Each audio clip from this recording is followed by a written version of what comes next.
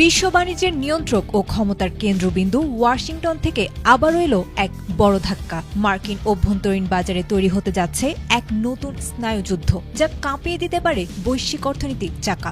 Trump প্রশাসনের নেয়া সাম্প্রতিক এক সিদ্ধান্ত বর্তমান বিশ্বজুড়ে তৈরি করেছে তুমুল আলোচনা ও উৎকণ্ঠা। বিশেষ করে তৈরি পোশাক খাতের উপর নির্ভর করা দেশগুলোর কপালে পড়তে পারে চিন্তার ভাঁজ। পণ্য উৎপাদনে জোরপূর্বক শ্রম বা ফোর্সড লেবার বন্ধে ব্যর্থতার অভিযোগ এনে বাংলাদেশ সহ বিশ্বের ৬০টি দেশের ওপর অতিরিক্ত শুল্কারোপের এক বড় প্রস্তাব দিয়েছে মার্কিন যুক্তরাষ্ট্রের বাণিজ্য প্রতিনিধি দপ্তর USTR। বিখ্যাত সেকশন 301-এর অধীনে অন্যায্য বাণিজ্য চর্চা সংক্রান্ত এক দীর্ঘ তদন্তের পর এই বিতর্কিত সিদ্ধান্ত সামনে আনা হলো।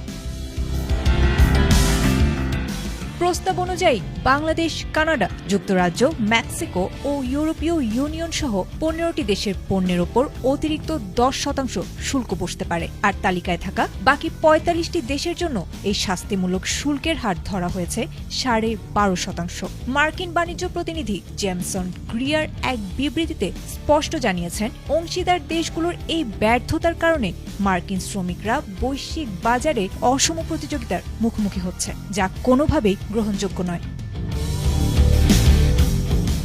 এর আগে গত ফেব্রুয়ারি মাসে মার্কিন সুপ্রিম কোর্ট ট্রাম্প প্রশাসনের জরুরি শুল্ক কাঠামো বাতিল করে দিয়েছিল। ধারণা করা হচ্ছে, সেই আইনি জটিলতা কাটিয়ে শুল্ক নীতি পুনর্গঠনের অংশ হিসেবে ট্রাম্প প্রশাসন এবার চালালো এই নতুন আইনি চাল।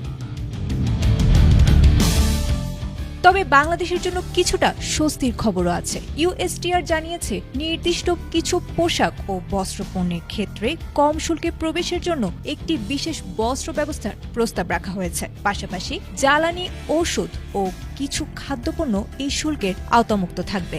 এই প্রস্তাব এখনই চূড়ান্ত নয়। আগামী ৬ জুলাই পর্যন্ত এর ওপর জনমত নেওয়া হবে এবং ৭ জুলাই অনুষ্ঠিত হবে এক গণশুনানি। তারপরেই জানা যাবে বিশ্ব বাণিজ্যের ভবিষ্যৎ গতিপথ।